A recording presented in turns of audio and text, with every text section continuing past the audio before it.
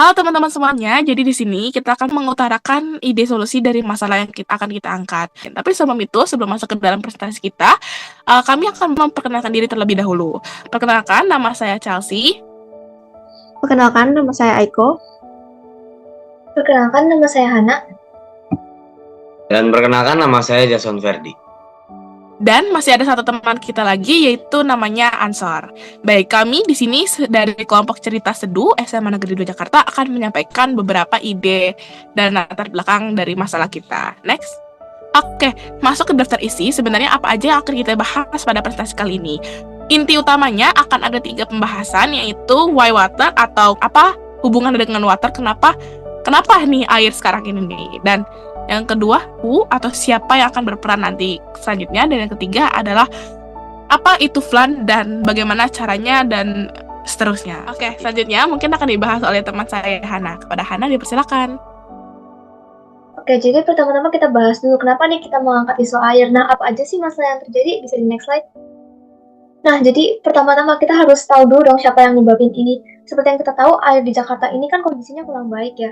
Dan masalah ini itu bisa terjadi karena pertama pedagang, kedua industri, ketiga petani, keempat pertambangan sisa, dan juga masyarakat yang tinggal di sekitar kali. Nah, hal ini kan pastinya menyebabkan kualitas air jadi lebih buruk. Oleh karena itu kita harus mencari solusi nih. Dalam solusi yang kami cari, siapa aja yang ditargetkan? Dalam hal ini itu kami tuh menargetkan untuk membantu para nelayan, masyarakat di sekitar kali, petani, dan juga anak-anak di sekitar. Jadi kelompok kami itu ingin memberikan mereka, meningkatkan kualitas air bagi mereka.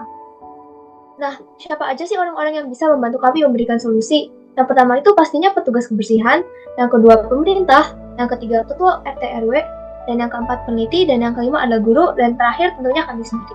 Oke, bisa dilanjut? Baik, selanjutnya adalah pembahasan ide solusi dari kami. Apa sih itu flan? Flan ini itu merupakan alat filter air yang sangat simpel dengan memanfaatkan limbah dan ditunjukkan untuk masyarakat agar dapat membuat air bersih yang bukan sekedar sebagai privilege, tetapi juga sebagai hak yang dapat dirasakan oleh semua kalangan. Jadi, flan ini adalah sebagai sebuah alat yang bisa membersihkan air juga di sekitar kali untuk membuatnya lebih bersih ke depannya agar bermanfaat bagi masyarakat, gitu. Next. Mungkin teman-teman bertanya-tanya tentang kenapa harus pakai flan. Oke, di sini ada dua poin utama teman-teman. Pertama adalah flan ini menggunakan bahan-bahan yang memanfaatkan limbah. Jadi flan ini itu memanfaatkan limbah dan menyaringnya secara bersamaan. Pun yang kedua, flan ini cara pemakaiannya mudah dan bisa dilepas pasang, sehingga selain masyarakat dapat dengan mudah untuk mengaksesnya dan juga menggunakannya untuk membersihkan kali, tapi di satu sisi masyarakat juga bisa membersihkan flan secara mudah karena bisa dilepas pasang. Seperti itu. Next. Baik, jadi seperti yang telah dijelaskan oleh teman-teman saya sebelumnya, jadi air ini merupakan permasalahan yang sangat penting dan tentunya selain penting, ini juga urgent. Karena apa? Karena pada akhirnya semua masyarakat, semua kalangan masyarakat, baik itu kalangan bawah, atas maupun menengah, itu semuanya memiliki hak dasar manusia untuk mengakses yang namanya air bersih. Jadi air itu merupakan sumber kehidupan. Jadi tanpa air bersih ini, manusia itu atau masyarakat di sekeliling kali yang kotor misalkan akan terjangkit berbagai penyakit maupun mempengaruhi produktivitas mereka gitu. Nah, oke. Jadi pada dasarnya flan kami ini memiliki 5 komponen, dan yang pertama itu ada kain atau limbah dan limbah tekstil, dan ini kami ambil dari berbagai kain bekas misalkan yang telah kami bersihkan terlebih dahulu untuk kami letakkan atau kami pasang di alat flan ini. Lalu kemudian komponen yang kedua itu ada kerikil. Nah, kerikil ini berfungsi untuk menyaring partikel kasar. Lalu ada pasir, ceramic filter, dan arang dari kulit pisang. Nah, jadi kami memanfaatkan limbah untuk menjadikannya sebagai arang dalam filter kami, supaya filter kami ini memiliki keunggulan dan bisa lebih ramah lingkungan dibandingkan mungkin filter-filter lainnya yang menggunakan komponen-komponen yang lebih mahal dan mungkin menguras biaya gitu.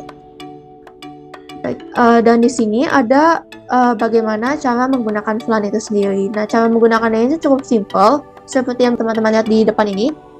Itu ada sketsa dari flan ini, dan di sini itu pada dasarnya alat kami itu berbentuk persegi panjang yang melintas dari sisi kanan kali sampai sisi kiri kali, dan di sini bisa dilepas pasang seperti yang kalian lihat ada sebuah tiang atau sebuah pelang besi yang bisa kita letakkan di samping kanan dan kiri kali yang kemudian bisa kita cantelkan dengan alat tersebut. Untuk sampah ukuran besar akan otomatis tersaring di bagian lapisan pertama, yaitu kain, dan kemudian sampah-sampah ukuran besar ini akan dibantu oleh petugas kebersihan sekitar untuk memungutnya atau membersihkannya.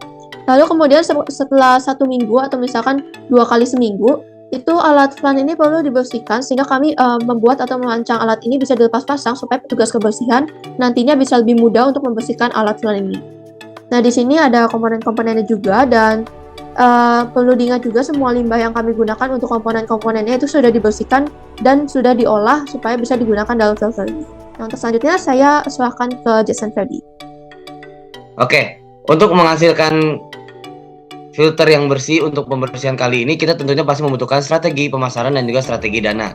Jadi cara dari kelompok kami itu, kami memaparkan beberapa cara. Yang pertama itu dengan cara kita mempromosikan ke RT RW maupun masyarakat sekitar di balai warga. Karena tentunya kita tidak bisa langsung untuk memfilter kali itu secara langsung besar-besaran, namun kita harus ke lingkungan sekitar, yaitu dengan cara ke lingkungan RT maupun lingkungan RW. Lalu yang kedua, kita juga bisa menggunakan media digital, yaitu melalui media sosial yang dapat menjembatani kami dengan perusahaan-perusahaan peduli lingkungan sebagai sponsor maupun distributor. Jadi untuk saat ini media sosial itu kan sangat berpengaruh sekali dalam kehidupan manusia. Jadi dengan adanya media sosial, kita juga akan menggunakannya sebagai salah satu media pemasaran untuk menghubungkan antara kami dan juga sponsor maupun distributor dari perusahaan-perusahaan yang peduli lingkungan. Serta kami sangat berharap untuk adanya bantuan pemerintah seperti kementerian untuk mendukung dan mempromosikan alat ini agar lebih menjangkau dan kepada masyarakat luas. Selanjutnya itu, kami juga sangat berharap untuk sponsor dari pemerintah maupun perusahaan yang peduli lingkungan serta donasi baik dari organisasi maupun masyarakat luas. Karena pastinya kami tidak dapat bergerak sendiri dan kami membutuhkan bantuan dari pihak-pihak lain. Sanitation is not just a privilege, it's a basic human right. #FundYourHealth. Oke, teman-teman, tadi kita sudah memaparkan bagaimana masalah ini dapat disolusikan dengan flan.